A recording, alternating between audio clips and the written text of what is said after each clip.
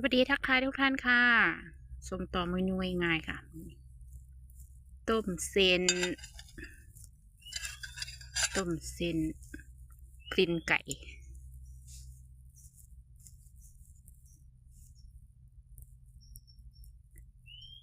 ตีนไก่เปื่อยๆเลยจ้ะแล้วก็ลูกชิ้น ของหวานก็เสิร์ฟพร้อมไอติมโบราณจ้ะคิดฮอดหน่อยเป็นเด็กหน่อย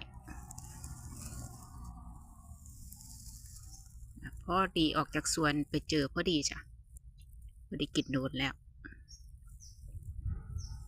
มาวนมาตั้ง3 โลอะจ้ะมีทุเรียนมีแล้วก็ถั่วดำแล้วก็ไอ